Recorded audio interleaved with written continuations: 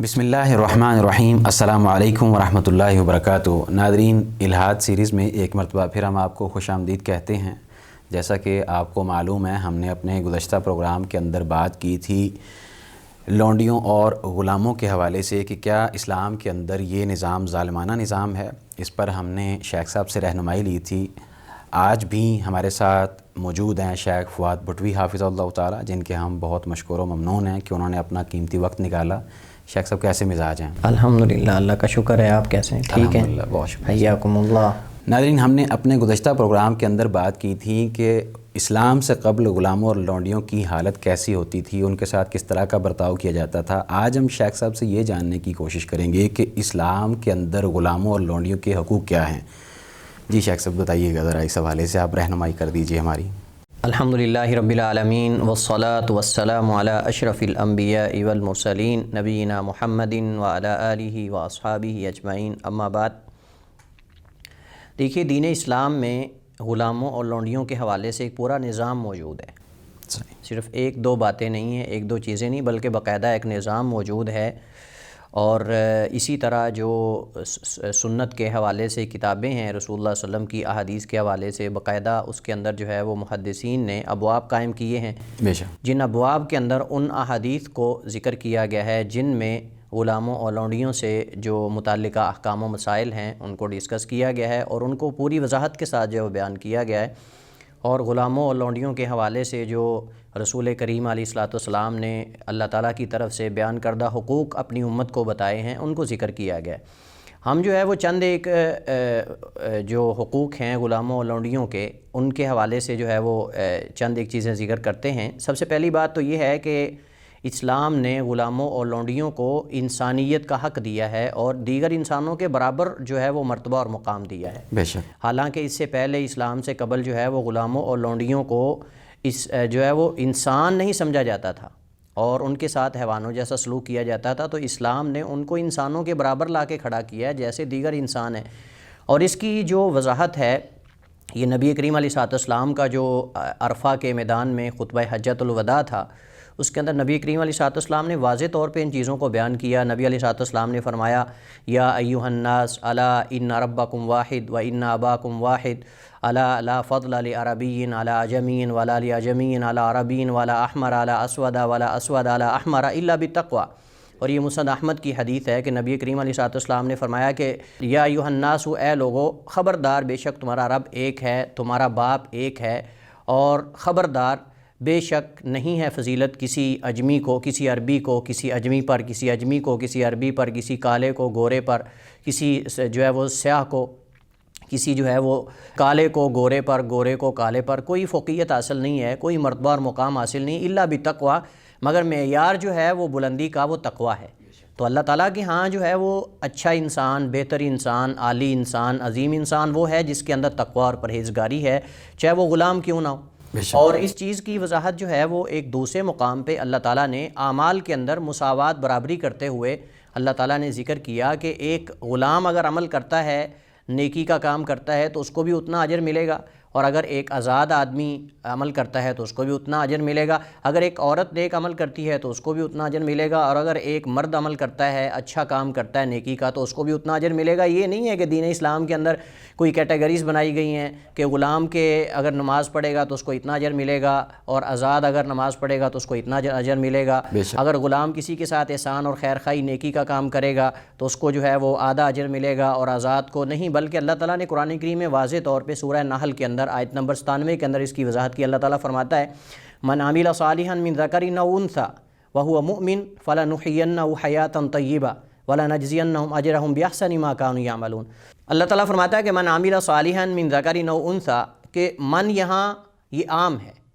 تمام انسانوں کے لیے ہے، مسلمانوں میں سے جو بھی نیک عمل کرتا ہے، وہ مذکر ہو یا مؤنث، میل ہو فیمیل ہو،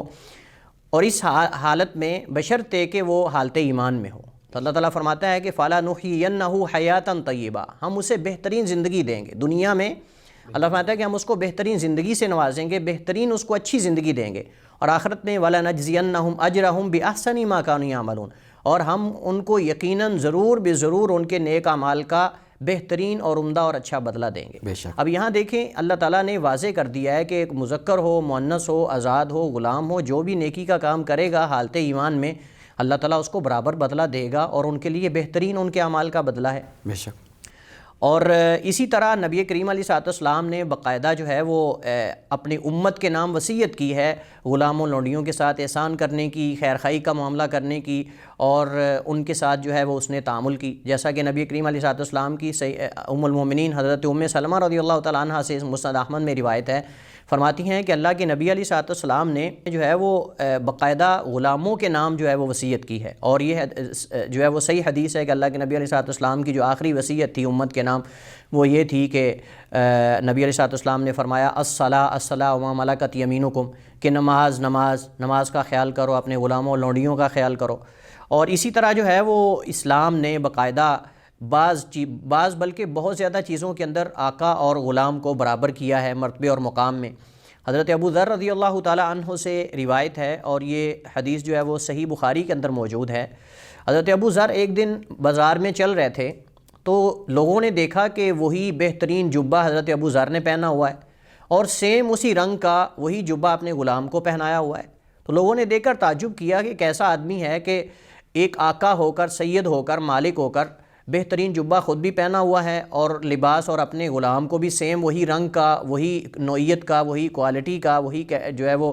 قسم جو ہے وہ لباس کی اس کو بھی پہنائی ہوئی ہے۔ تو لوگوں نے جب اعتراض کیا تو حضرت ابو ذر رضی اللہ تعالیٰ عنہ نے پھر اپنی جو اس عمل کا پس منظر تھا وہ بتایا۔ حضرت ابو ذر فرماتے ہیں کہ میں نے ایک دن ایک کسی غلام کو اس کی مطلب کہ اس کی کسی وجہ سے اس کو عیب دلایا، مطلب اس کو میں نے اس کے کسی ماضی کے حوالے سے اس پہ کوئی تنقید کی، تو نبی کریم علیہ السلام کو جب معلوم ہوا تو آپ نے فرمایا کہ یا ابا ذر انک رجل فیک جاہلیہ، کہ اے ابو ذر تیرے اندر جاہلیت کا کچھ اثر ہے۔ اللہ کے نبی غصے میں آ گئے۔ تو حضرت ابو ذر کہتے ہیں کہ میں نے اس دن سے یہ تہیہ کر لیا کہ میں غلام اور لونڈیوں کے ساتھ جو ہے وہ مطلب کہ اپنے غلاموں کے ساتھ وہی سلوک کروں گا جو میں اپنے ساتھ کرتا ہوں، وہ لباس، وہی کھانا۔ پھر نبی کریم علیہ السلام نے حضرت ابو ذر کو جب یہ کہا کہ انک امرؤ فیک جاہلیہ، کہ تو ایک ایسا شخص ہے جس کے اندر جاہلیت کی کچھ آثار ہیں، تو آپ نے فرمایا کہ یہ جو غلام اور لونڈیاں ہیں اخوانکم خوالکم وجعلہم اللہ تحت ایدیکم، کہ یہ تمہارے بھائی ہیں، اللہ تعالیٰ نے انہیں کسی خاص حکمت کی وجہ سے تمہارے متحد کر دیا ہے، اللہ تعالیٰ کی حکمت ہے اس کے اندر۔ اور اللہ کے نبی نے فرمایا فمن کان اخوہ تحت یدہ، پس تم میں سے جس کا بھائی، دیکھیے اللہ کے نبی نے بھائی قرار دیا ہے، تم میں سے جس کا بھائی اس کی ملکیت میں ہو یعنی غلام، تو آپ نے فرمایا فلیطعمہ مما یاکل، تو اس کو چاہیے کہ وہی کھلائے جو خود کھاتا ہے، ولیلبسہ مما یلبس، اور اسے چاہیے کہ اسے وہی پہنائے جو خود پہنتا ہے، ولا تکلفوہم ما یغلبہم، نبی علیہ السلام نے فرمایا کہ انہیں ان کی طاقت سے بڑھ کر کسی کام کا جو ہے وہ مکلف نہ ٹھہراؤ، یعنی ان کو اس کام پہ نہ لگا دو جو ان کی طاقت سے بالا تر ہو، اور اس کام کا پابند نہ کر دو کہ تم نے یہ کام کرنا ہے حالانکہ اس کے اندر اس کی طاقت نہیں۔ پھر آپ نے فرمایا کہ ہاں اگر تم ان کو مشکل کام میں لگا بھی دو تو پھر ان کا تعاون کرو ان کے ساتھ۔ اللہ اکبر، کیسی حدیث ہے نبی کریم علیہ السلام کی کہ فرمایا کہ غلاموں کو مشکل کام بھی نہ دو، جو ان کی طاقت مطلب ان کی کیپیسٹی ہے اس کے مطابق ان سے کام لو، اور اگر تمہیں محسوس ہو کہ تم نے ان کی ڈیوٹی کسی ایسے کام پہ لگائی ہے جو ان کی کیپیسٹی اور طاقت سے بڑھ کر ہے تو ان کا تعاون کرو اس کے ساتھ۔ اس سے ہم یہ بھی مراد لے سکتے ہیں کہ جو ان کے اندر صلاحیت ہے، یعنی ان کی اگر یہی صلاحیت مطلب نہیں صلاحیات ہیں، مطلب صلاحیات ہی ہیں کہ اگر ان کے اندر جو صلاحیت اس کے مطابق ان سے کام لیا جائے، لیکن اگر تم ان کی صلاحیات سے اور کیپیسٹی سے بڑھ کر کوئی کام ان کو سونپتے ہو تو اس کے ساتھ تعاون کرو، خود تعاون کرو یا کوئی دوسرا غلام لگا دو یا کوئی دوسرا بندہ اس کے ساتھ لگا دو، لیکن یہ نہیں کہ آپ اس کو غلام سمجھ کر اور ایک تمہاری نظر میں مطلب کہ وہ گھٹیا ہے تو تم اس سے ایسے کام کرو ہر کام کرنے کا پابند ہے کہ تم حیوانات سے جیسے کام لیے جاتے ہیں اس سے وہ کام لو، یہ ہرگز بھی نہیں، اور یہ صحیح بخاری کی حدیث ہے۔ اسی طرح اسلام کے اندر جو ہے وہ باقاعدہ لونڈی کے ساتھ شادی کرتے وقت حق مہر کا حکم دیا گیا ہے، یہ نہیں کہا گیا کہ آزاد کے ساتھ جب نکاح کرو تو حق مہر کے ساتھ کرو، اور جب کسی لونڈی کے ساتھ تم نکاح کرو تو تم حق مہر کے بغیر کر سکتے ہو، بلکہ قرآن کریم کے اندر اللہ تعالیٰ فرماتا ہے فَانْكِحُوهُنَّ بِإِذْنِ أَهْلِهِنَّ وَآتُوهُنَّ أُجُورَهُنَّ بِالْمَعْرُوفِ، اللہ تعالیٰ فرماتا ہے کہ تم جب ان لونڈیوں سے نکاح کرو، یعنی جب تم آزاد عورتوں سے نکاح کرنے کی طاقت نہ رکھتے ہو تو پھر کسی لونڈی سے نکاح کر لو، اور آپ جانتے ہیں کہ جو مطلب لونڈی ہوتی ہے اس کے اخراجات آزاد عورت کی بنسبت کم ہوتے ہیں اور اس کے اندر وہ تکلف بھی نہیں ہوتا، تو اس اعتبار سے اگر تم اپنی عفت و پاک دامنی کے لیے آزاد عورتوں سے نکاح کرنے کی طاقت نہیں رکھتے تو کسی لونڈی اور کسی جو ہے وہ ایسی عورت سے نکاح کرو جو کسی کی ملکیت میں ہے. لیکن فرمایا کہ اس کے گھر والے اس کے مالکوں کی اجازت سے کرنا ہے، یہ نہیں کہ چپ کر کے غصب کر کے اٹھا کے لے جاؤ. اور دوسرا یہ وَآتُوهُنَّ أُجُورَهُنَّ بِالْمَعْرُوفِ، اور عرف کے مطابق ان کو ان کا حق مہر بھی دینا ہے. اور یہ سورہ نساء کی آیت نمبر 25 ہے اور اس کے اندر اس چیز کو واضح کیا گیا ہے. تو اس سے پتہ چلتا ہے کہ اسلام کے اندر بہت سارے مطلب مسائل کے اندر غلاموں اور لونڈیوں کو آزاد اور ان کے آقاؤں اور مالکوں کے برابر جو ہے وہ حقوق دیے گئے ہیں. اور وہ جاہلیت کے اندر جو طرز عمل تھا لوگوں کا غلاموں اور لونڈیوں کے ساتھ، وہ قطعاً بھی اسلام کے اندر ہمیں جو ہے وہ نظر نہیں آتا. بلکہ نبی کریم علیہ السلام کی ایک حدیث اس حوالے سے میں بہت اہم حدیث ہے جو صحیح بخاری اور صحیح مسلم میں ہے. نبی کریم علیہ السلام نے فرمایا کہ جن لوگوں کو عمل سنگل کرنے کا ڈبل اجر ملتا ہے ان میں سے غلام ہے. نبی علیہ السلام فرماتے ہیں، عبداللہ بن عمر اس حدیث کے راوی ہیں، صحیح بخاری مسلم میں روایت ہے کہ نبی علیہ السلام نے فرمایا العبد اذا نصح سیدہ واحسن عبادت ربہ کان لہ اجرہ مرتین. فرمایا کہ جب غلام اپنے مالک کا صحیح حق ادا کرتا ہے، اس کی صحیح خدمت کرتا ہے اور ساتھ ساتھ اپنے رب العالمین خالق و مالک کے بھی حقوق کو ادا کرتا ہے، اس کی عبادت کرتا ہے، اللہ اس کو دوہرا اجر عطا فرماتا ہے. اور یہ صحیح بخاری اور صحیح مسلم کی حدیث ہے. آپ دیکھیں کہ مجھے یہ بتائیں کہ کوئی ایسی سوسائٹی لے کر آئیں، کوئی ایسا معاشرہ اسلام کے علاوہ کوئی ایسا مذہب لے کر آئیں کہ جس نے غلاموں اور لونڈیوں کو جو ہے وہ حقوق دیے ہوں جو اس طرح جس طرح اسلام نے جو ہے وہ حقوق دیے ہیں. بے شک. شیخ صاحب یہ تو آپ نے ہمیں یہ بتایا کہ ان کے حقوق کیا ہیں. سوال یہ پیدا ہوتا ہے کہ کیا کسی بھی شخص کو اسلام کے اندر لونڈی یا غلام بنایا جا سکتا ہے؟ نہیں، ایسی بات ہرگز بھی نہیں ہے. یہ سمجھا جاتا ہے، لوگ یہ مخالفین یہ سمجھتے ہیں کہ شاید اسلام کے اندر کسی چلتے پھرتے آدمی کو جیسے وہ کرتے ہیں ایسے شاید کسی چلتے پھرتے آدمی کو جو ہے وہ اٹھا کر غلام اور لونڈی بنا دیا جائے، اس کو بیچ دیا جائے، فروخت کر دیا جائے. اس کی شروط ہیں مطلب اس کی باقاعدہ اسلام کے اندر قواعد و ضوابط ہیں اور اس کی شروط ہیں اور باقاعدہ ایک نظام ہے جیسے میں نے ذکر کیا ہے. تو جو کسی کو غلام اور لونڈی بنانے کے اصول اور قاعدے و ضابطے و شروط ہیں ان میں دو چیزوں کو ملوز خاطر رکھا جاتا ہے. سب سے پہلی بات تو یہ ہے کہ وہ کافر ہو، یعنی دین اسلام پر نہ ہو، اور دوسرا یہ ہے کہ وہ جنگ میں شریک ہو، مسلمانوں کے خلاف جنگ میں شریک ہو. یہ نہیں کہ حالت جنگ کے علاوہ کسی عام پرامن طریقے سے رہنے والے کافر کے گھر جا کے حملہ کر کے ان کی عورتوں کو اٹھا کر جو ہے وہ باندیاں بنا لیا جائے، ان کے بچوں کو غلام بنا لیا جائے. ایسا ہرگز بھی اسلام اجازت نہیں دیتا. بلکہ حالت جنگ میں جو جنگ میں شریک ہیں، جو بھی ہیں، وہ بچے ہیں، وہ عورتیں ہیں، وہ بڑے ہیں جو جنگ میں شریک ہیں، صاف ظاہر ہے کہ جو جنگ میں شریک ہے وہ اسلام کے خلاف دشمنی لے کر آیا دل کے اندر. صحیح. اس کے دل کے اندر اسلام کے خلاف نفرت ہے اور وہ جو اسلام کے خلاف لڑ رہے ہیں ان کا تعاون کر رہا ہے جس طریقے سے بھی کر رہا ہے. مطلب کچھ جو لوگ اپنے گھروں میں بیٹھے ہوئے ہیں وہ اور جنگ میں شریک ہونے والے برابر تو نہیں. اب اگر عورتیں ہیں تو وہ زخمیوں کو پٹی کرنے والی ہیں، ان کو مرہم کرنے والی ہیں، بچے ہیں تو وہ بھی کسی نہ کسی اعتبار سے تعاون کرنے والے ہیں. تو جنگ میں شریک ہو اور دوسرا کافر ہو. صحیح. اور ذہن میں سوال یہ اٹھتا ہے کہ کافر کو اگر کافر ہے تو پھر کیا اس کو ہم غلام بنا لیں؟ تو اس کے حوالے سے بعض علماء نے بڑی زبردست بات کی ہے. انکروا وحدانیت اللہ سبحانہ وتعالی فجعلہم عبید عبیدہ، کہ ان لوگوں نے اللہ تعالیٰ کی وحدانیت کا انکار کر دیا تو بدلے میں سزا کے طور پر اللہ تعالیٰ نے اپنے بندوں کا انہیں بندہ بنا دیا. صحیح. اللہ تعالیٰ کی وحدانیت اور اللہ کے بندہ بننے سے جب انہوں نے انکار کر دیا، تکبر کیا، غرور کیا اور سر تسلیم خم کرنے سے انکار کر دیا، تو اللہ نے ان کے مقدر میں یہ کر دیا کہ تم میرے بندوں کے بندے بن کر رہو، تم میرے بندوں کے غلام بن کر رہو. اگر تم میری غلامی میں نہیں رہو گے تو میں تمہیں اپنے بندوں کی غلامی میں رکھوں گا. اور یہ سب سے بڑی ذلت ہے کہ انسان اپنے جیسے انسان کی غلامی اختیار کرے اور اس کی غلامی میں رہے. اس وجہ سے تو ہم کہتے ہیں کہ غیر اللہ کے سامنے جھکنا، غیر اللہ سے مانگنا یہ جائز نہیں ہے، چونکہ اس میں آپ ایک اپنے جیسے انسان کے سامنے ہاتھ پھیلا رہے ہیں، اپنے جیسے انسان کے سامنے سجدہ کر رہے ہیں، اپنے جیسے انسان کے سامنے پیشانی کو ٹیک رہے ہیں. اور اس سے بڑی ذلت کیا ہو سکتی کہ انسان اپنے جیسے ہی انسان جو ہے وہ اس کے سامنے سجدہ کرے. نبی کریم علیہ السلام کو اللہ تعالیٰ نے بھیجا تھا بندوں کو بندوں کی عبادت سے نکال کے اللہ کی عبادت پہ لگانے کے لیے، لیکن جب بندوں نے اللہ کی عبادت کرنے سے انکار کر دیا تو اللہ نے ان کے مقدر میں کر دیا کہ تم میرے بندوں کی غلامی میں زندگی گزارو گے. اور اسی طرح بعض علماء نے ایک اور شرط کا بھی اضافہ کیا ہے، اور وہ یہ ہے، وہ کہتے ہیں کہ یہ بدلے میں ہے کہ اگر کفار جو ہیں وہ مسلمانوں کے بچوں اور مطلب کہ عورتوں کو غلام اور لونڈیاں بنائیں گے تو اس کے بدلے میں جو ہے وہ مسلمان بنائیں گے، اور اگر وہ نہیں بنائیں گے تو ہم بھی نہیں بنائیں گے۔ اگرچہ اس شرط پہ اعتراض ہے، اور وہ اعتراض یہ ہے کہ یہ کوئی معتبر اتھینٹک شرط نہیں ہے، چونکہ اسلام میں باقاعدہ یہ ایک نظام ہے۔ جیسے میں نے کہا کہ اسلام کے اندر یہ غلام اور لونڈیاں بنانا یہ کوئی مقاصد شریعت میں سے نہیں ہے، بے شک، یعنی جو اسلام کے مقاصد ہیں ان میں سے یہ اصل مقصد نہیں ہے کسی کو غلام بنا لینا، کسی کو لونڈی بنا لینا، بلکہ یہ حکمت ہے، اور یعنی ان کو آپ جرم سمجھیں کی کہ سزا ہے، مطلب یہ سزا ہے ان کی۔ اب دیکھیں اگر ایک بندہ جو ہے حالت جنگ کے اندر اگر آپ کسی جو آپ کے خلاف دشمن بن کر آیا ہے، آپ کی جان لینے کے ارادے سے آیا ہے، آپ اس کو پکڑیں اور چپ کر کے چھوڑ دیں، اس سے فتنہ ختم ہوگا؟ اس سے فساد ختم ہوگا؟ ہرگز بھی نہیں، فساد ختم ہونے والا نہیں۔ تو دنیا نے عالمی ایک نظام ہے، تو اس دور کے اندر جو عالمی نظام تھا وہ جو حالت جنگ میں پکڑے جاتے تو ان کو لونڈیاں غلام بنانے کا تھا، تو اس وجہ سے جو ہے وہ جو بھی حالت جنگ کے اندر پکڑا جاتا تھا اس کو جو ہے وہ لونڈیاں غلام بنایا جاتا تھا۔ تو یہ کہنا کہ اگر وہ بناتے ہیں تو پھر ہم بنائیں گے، اگر وہ نہیں بناتے تو ہم نہیں بنائیں گے، نہیں، اسلام نے باقاعدہ یہ ایک نظام بنایا ہے، اور اس نظام کے اندر اصل مقصد یہ نہیں ہے کہ اگر وہ بناتے ہیں تو ہم بنائیں گے، بلکہ اصل مقصد یہ ہے کہ جو اللہ تعالیٰ کی عبودیت کا انکار کر دے گا اس کو چاہیے کہ وہ ذلیل ہو کر مرے،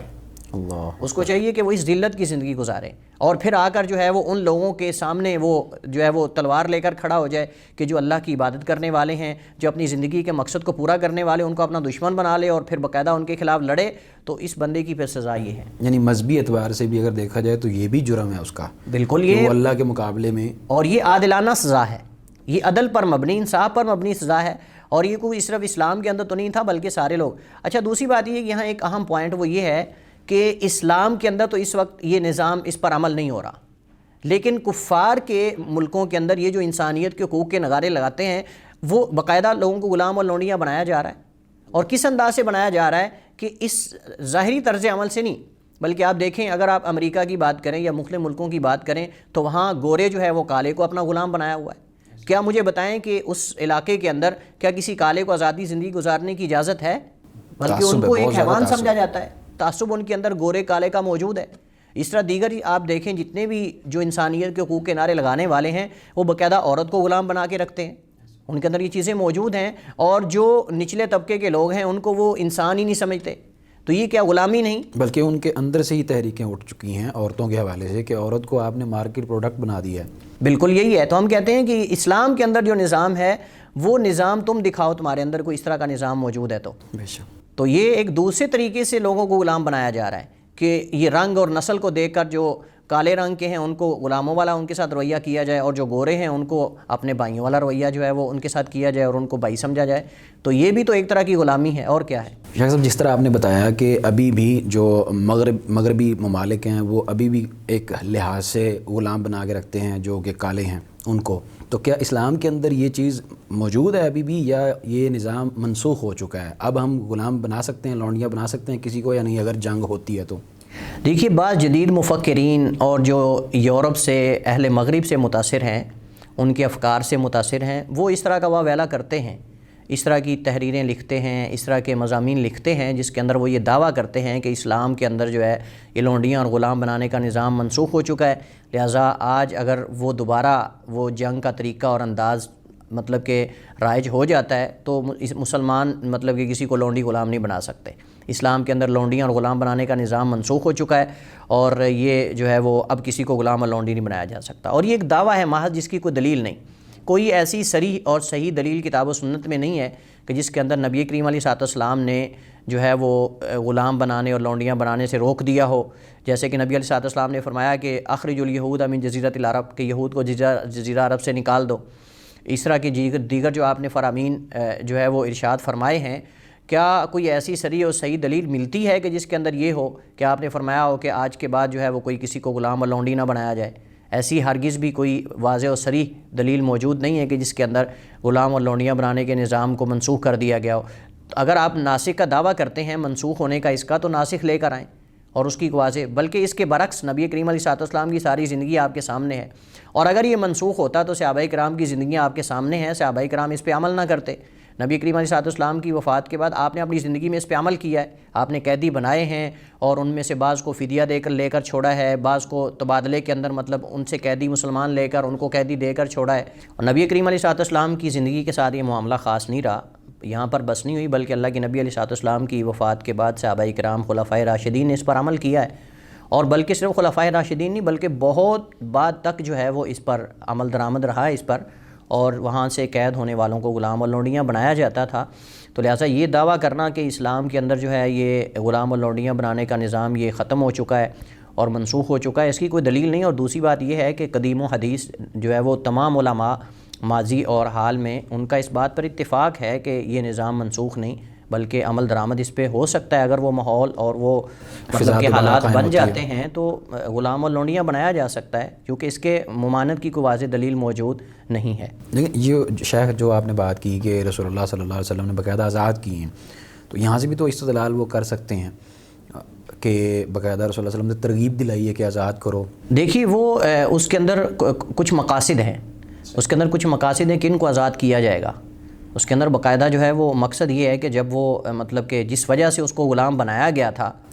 جب وہ مسلمان ہو جاتا تھا تو اس کو آزاد کر دیا جاتا تھا۔ بہت سارے صحابہ کرام نے اپنے غلاموں کو آزاد کیا ہے، اور انہوں نے بلکہ وہ کہتے تھے ہم آپ کی غلامی میں رہنا چاہتے ہیں۔ اللہ، یعنی جب ان کے اخلاق سے متاثر ہوتے تو کہتے ہیں ہم آپ کی غلامی میں رہنا چاہتے ہیں، ہمیں آزاد نہ کرو، اگر آپ آزاد کر دو گے تو ہم آپ سے جدا ہو جائیں گے۔ اور انہوں نے باقاعدہ ان سے نبی کریم علیہ السلام کی احادیث بیان کی ہیں باقاعدہ۔ بے شک۔ شیخ صاحب اس میں حکمتیں کیا ہو سکتی ہیں؟ ابھی آپ نے بیان کیا کہ اس میں حکمت ہے، کیا کیا حکمتیں اس میں ہو سکتی ہیں؟ دیکھیے غلام اور لونڈیاں مطلب کہ حالت جنگ میں جو قید ہونے والے لوگ ہیں ان کو غلام اور لونڈیاں بنانے میں شریعت کی بہت زیادہ مطلب کہ حکمتیں ہیں اللہ تعالیٰ کی طرف سے، رسول کریم علیہ السلام کی طرف سے۔ تو ان میں سے چند ایک کا میں ذکر کرتا ہوں۔ سب سے پہلے تو یہ ہے کہ اس میں جو حکمت اور مصلحت ہے وہ مصلحت جو ہے وہ دعوی ہے، کہ ان کو اپنی ملکیت میں رکھنے کا اصل مقصد دعوت دینا ہے دین اسلام کی۔ چونکہ اگر ایک بندہ اسلام کا دشمن اور اخلاقیات کا دشمن، عادات کا دشمن اور انسانیت کا دشمن اگر وہ آپ کے ہاتھ میں آتا ہے اور آپ اس کو سیدھا آ کر کہتے ہو کلمہ پڑھو، کلمہ پڑھ کر مسلمان ہو جاؤ، تو یہ ایک طرح کا جبر ہے، سمجھے نا؟ آپ اگر گن پوائنٹ پہ، یہ تو ایک طرح کا گن پوائنٹ والی کہ آپ اس کو کہیں کہ آپ مسلمان ہو جاؤ ورنہ میں آپ کو قتل کر دوں گا یا میں آپ کو مطلب کہ بیچ دوں گا یا فلاں کروں گا۔ لیکن اسلام میں ایسا نہیں ہے، لا اکراہ فی الدین، دین اسلام میں مجبور کرنا نہیں ہے۔ تو یہ ایک حکمت ہے اور حکمت دعوی ہے، دعوتی حکمت ہے۔ اور وہ کیا ہے کہ صحابہ کرام پر جب غلام اور لونڈیاں تقسیم کر دیے جاتے تھے تو وہ ان کو اپنے پاس رکھتے تھے، اور قتل بھی تو کر سکتے ہیں لیکن ان کو زندہ کیوں رکھا جاتا تھا کہ اگر ان کو زندہ رکھنا ہے تو یہ لوگ دیکھیں کہ مسلمانوں کا رویہ کیسا ہے، مسلمانوں کے اخلاق اور عادات کیسی ہیں، اور اسلام کیا کیا چیزیں ہمیں سکھاتا ہے۔ اسلام انسانیت کو کیسے حقوق دیتا ہے، انسانیت کے کیسے کیا حقوق ہیں، اور اس طرح جو ہے وہ اپنوں کے ساتھ، پرایوں کے ساتھ، مسلمانوں کے ساتھ، غیر مسلموں کے ساتھ، یہ ساری جو اسلام کی خوبیاں اور خصوصیات ہیں جب ان کو وہ دیکھتے تھے مسلمان ہو جاتے تھے۔ اور آپ دیکھیں کہ میرے خیال میں بہت کم اس کی مثالیں ملتی ہیں آپ کو کہ ایک عورت یا ایک مرد کسی مسلمان اور صحابہ کرام رضوان اللہ مجمعین کی غلامی میں رہا ہو اور وہ مسلمان نہ ہوا۔ اللہ اکبر۔ ابھی حالیہ مطلب یہاں پہ جو واقعات ہو چکے ہیں، بہت ساری اس کی مثالیں ہیں، وہ باقاعدہ واپس گئے ہیں تو مسلمان ہو کے گئے ہیں، بہت ساری اس کی مثالیں ہیں۔ تو اصل یہ سب سے مین مقصد ہے کہ ان کی تربیت کرنا، بے شک، ان کو انسان بنانا اور ان کو انسانیت سے جو ہے متعارف کرانا، اور اصل جو ان کا دنیا میں آنے کا مقصد ہے وہ اللہ تعالیٰ کی عبادت ہے، ان کے اصل مقصد جو ہے وہ اس کی یاد دہانی کروانا۔ یعنی ہم یہ بھی کہہ سکتے ہیں کہ بلکہ یہ اسلام کی حقانیت ہے کہ ایک دشمن جو ہے وہ آپ کے مقابلے میں آتا ہے، آپ اس کو قید کرنے کی بجائے اس کے ساتھ خیر سلوک کرتے ہیں، خیر خائی سوچ رہے ہیں آپ اس کی، اس سے بڑی خیر خائی کہ آپ اس کو جہنم کی آگ سے بچا رہے ہیں، آپ اس کو ہمیشہ کے عذاب سے بچا رہے ہیں۔ تو مجھے بتائیں یہ ظلم ہے؟ بالکل، یہ قطعاً بھی کوئی بھی صاحب عقل اس کو ظلم نہیں کہتا، اور یہ عادلانہ نظام ہے۔ تو اصل اسلام اس کی دعوت چاہتا ہے، اسلام اس کی خیر خواہی چاہتا ہے۔ اسی طرح اسلام کی حکمتوں میں سے ایک حکمت یہ ہے کہ یہ ایک وسیلہ ہے سزا کا، اور وسیلہ یہ ہے کہ یعنی جائز وسیلوں میں سے کہ جو ایک حق کے مقابلے میں کھڑا ہوتا ہے، حق کی دعوت میں رکاوٹ بنتا ہے، اس کو اس انداز میں سزا دینی چاہیے۔ یعنی یہ، اور یہ کم از کم سزا ہے، وگرنہ قتل بھی تو کر سکتے ہیں، بے شک، لیکن اس کو کم از کم جینے کا حق دیا ہے، اور جینے کے حق کے ساتھ ساتھ اس کو حقوق دیے ہیں، اس کے ساتھ عادلانہ رویہ رکھا ہے، اور سید کو یہ کہا اس کے مالک اور آقا کو کہ جو تم خود لباس پہنو اس کو پہناؤ، جو خود کھاؤ اس کو کھلاؤ، اور اس کو اگر مار دیتے ہو، پیٹتے ہو تو اس کو آزاد کر دو۔ اس سے زیادہ اور کیا چیز ہو سکتی ہے؟ اور اسی طرح یہ تو دعوتی اور مطلب کہ ایک وسیلہ ہے سزا کا، عادلانہ ہے، اور اسی طرح ایک سیاسی مصلحت بھی ہے، اور وہ کیا ہے کہ اگر مسلمان مطلب جس کو غلام بناتے ہیں، لونڈیاں بناتے ہیں، چھوڑتے جائیں، اور وہ مسلمانوں کے غلام لونڈیاں اپنے پاس رکھیں، تو یہ ایک جس کو تبادلہ کہتے ہیں، یہ تبادلہ ہوتا تھا باقاعدہ. تو مسلمان ان کو روک لیتے تھے اس وجہ سے تاکہ اگر مسلمانوں کے کوئی ان کے ہاتھ میں آئے ہیں تو ان کا آپس میں تبادلہ کیا جا سکے. اور یہ نظام عالمی تھا اس وقت، مطلب ایک عالمی نظام تھا کہ جنگ کے اندر مسلمان اور کافر آپس میں تبادلہ کرتے تھے. اور اگر مسلمان پکڑ کے چھوڑتے جائیں تو مجھے بتائیں کہ جن کے پکڑے ہوئے ہیں مسلمان دوسروں کے ہاتھ میں، وہ مسلمانوں کے خلاف نہیں اٹھیں گے. یہ ایک پورا سمجھا میں عالمی نظام خراب ہو جائے گا، اس میں امن و امان کی فضا بالکل بگڑ جائے گی. آج بھی بعض ممالک آپس میں تبادلہ کرتے ہیں قیدیوں کے. بالکل ہوتا ہے ایسے، اور اس دور کے اندر تو بہت زیادہ ہوتا تھا. بلکہ جو مسلمانوں کا سپہ سالار پکڑا جاتا اس کے بدلے میں وہ اپنے 200 بندے لیتے تھے، 50 تک بھی دینے کے لیے مسلمان تیار ہوتے تھے. چونکہ مسلمانوں کے ہاں جان کی اہمیت ہے، ان کے ہاں اتنی اہمیت نہیں جتنی مسلمانوں کے ہاں ایک جان کی اہمیت ہے. بہت شکریہ شیخ، اللہ تعالیٰ آپ کو رحمت و برکتوں سے نوازے، اللہ تعالیٰ آپ کے علم و عمل میں مزید برکت نازل فرمائے. اللہم آمین. ناظرین، یہ تھا ہمارا آج کا پروگرام جس کے اندر شیخ صاحب نے غلاموں کے حوالے سے ہماری رہنمائی کی کہ کیا اسلام کے اندر یہ جو نظام ہے کہ غلاموں اور لونڈیوں کو آپ اپنے پاس رکھ سکتے ہیں حالت جنگ میں، یا وہ جب کفر کی حالت میں ہوں اور آپ کے مخالف آئیں باقاعدہ جنگ کرتے ہوئے، جنگ کرنے کی غرض سے، تو پھر آپ ان کو لونڈیاں اور غلام بنا سکتے ہیں، نہ کہ اپنی مرضی سے آپ ان کو لونڈیاں اور غلام بنا لیں اور ان کو قید کر لیں. انشاءاللہ ہم اپنے دیگر پروگرامز کے ساتھ آپ کے ساتھ حاضر ہوں گے. تب تک کے لیے آپ ہمیں دیجیے اجازت. اللہ حافظ.